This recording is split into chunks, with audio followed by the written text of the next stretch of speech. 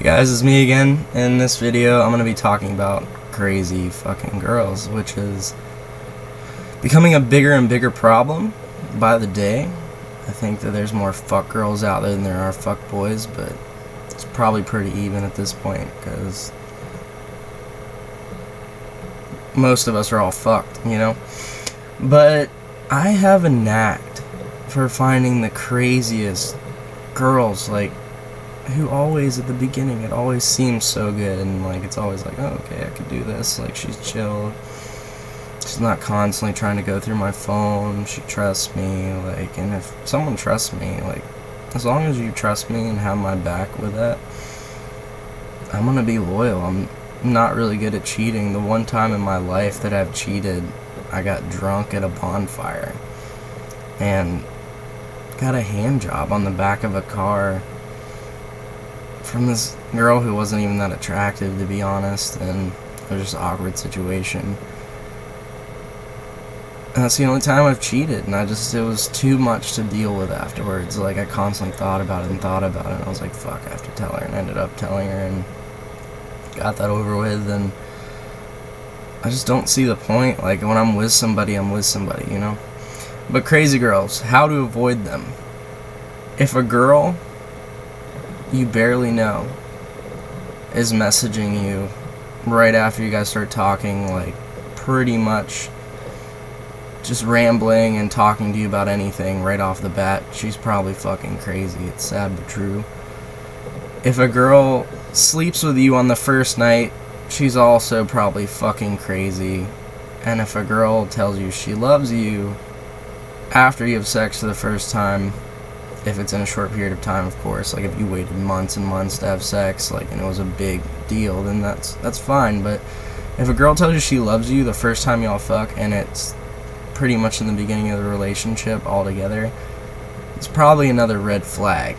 Like, crazy girls, they're everywhere, and there's crazy guys too. Like, I'm crazy in my own rights. I have jealousy issues up and down, like, but I'm working on it, and it's pretty much, if you're just straight up with me, then the jealousy goes away. It's when things start becoming sketch, when things are hidden, when passwords are changing, when someone lets you on their stuff and then out of nowhere they block it or, like, change the password. Like, that's the biggest sign of that someone's doing something. If they're changing their passwords on a consistent basis, or changed it from what you knew randomly, it's pretty messed up. Like, you shouldn't have to go through the people you're with stuff, but in today's day, it's almost impossible to be loyal. Like I said in my previous videos, sex is everywhere. It's like, and there's always going to be that girl who you think's cuter than your girlfriend, but it's finding peace with the person you're with, which is the hardest thing nowadays, because there's so many options out there, and you can talk to people so much easier, get to know people much better. I remember in just my lifetime alone, I remember having to memorize all of my friends' parents' house numbers to call them to see if they wanted to hang out. Nowadays, little 5-year-olds are texting back and forth. Like, it's crazy to me. And another thing, technology, it's bothering me, like, how it's affecting younger races, and not races, but younger generations, because now everything's so easy, and going outside is a dying art, and that's terrible. I lived outside when I was a kid. I remember when I was 6 or 7, I used to climb to the top of this tree, and it was really high. It was probably not as tall as I thought it was from my memory, because I was really young, but I would climb all the way to the top of it and just sit there for hours and just flow with the wind. And I feel like most kids aren't experiencing that anymore because they're messing with technology. Like, my younger brother, for instance, my youngest brother, Riley, he started playing the game Minecraft, and this is kind of cool, but sickening at the same time. He started playing the game Minecraft, and he was too young to set it up properly, and what he did was he set it up in Spanish. But because he played the game so much, he understood all of what the Spanish words meant from just playing through trial and error. And I think he was like 4 or 5 at this point, maybe even a little younger. And he would just sit there for a while. And I remember, because my brothers live in Pennsylvania, I live in North Carolina, away from them, But I went up there for Christmas, and I was just sitting in my room, and my room had been turned into my little brother's pretty much game room in a way. Like, they would all sleep in there on and off. But my little brother was playing a video game, the youngest one, and he stopped, and I was sitting on my bed, and I just watched him. He stopped, dropped the controller, walked over to the corner of the room, and just started pissing on the wall. And I just stood there in shock, like, wow, are you serious? Like, this is going on.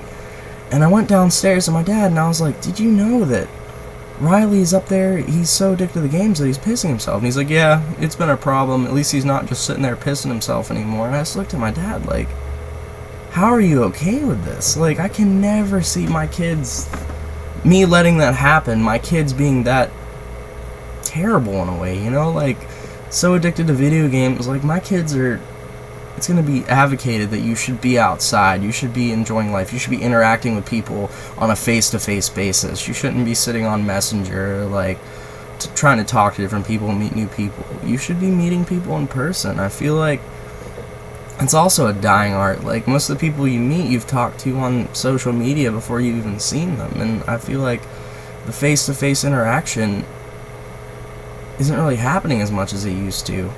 Yeah, social media has connected us more, but at the same time, it's disconnected us if you really think about it. We as a species, we're degrading. Like, we have technology which helps us with so many things, but at the same time, it cripples us. It takes away the beauty of what human beings are. Like, conscious-minded animals that feel emotions. Like, that's crazy to me, because we should be primitive animals fighting for survival and back and forth, but everything's so easy for us. Like, I had a thought the other day, it's just like imagining when you buy a chicken from the grocery store. That was a chicken that literally was probably one of 10, 20, 30, 40,000 that died that day to deliver it around your local area. That many chickens, it's taken away the game of life, and it's terrible what we're doing. We kill so much that we have to genetically modify them so we can pretty much clone them in a way and make more of them just to die. Like, these animals are born to be eaten.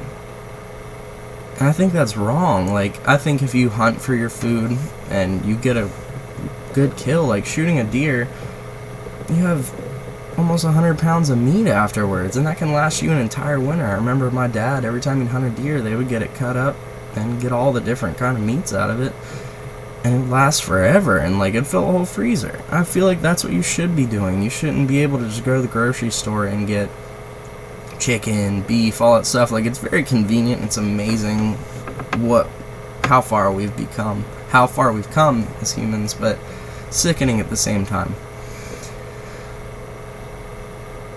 So, yeah, this started out about crazy girls and ended up exploiting that I'm crazy and have weird views on life. So, I hope you enjoyed this one.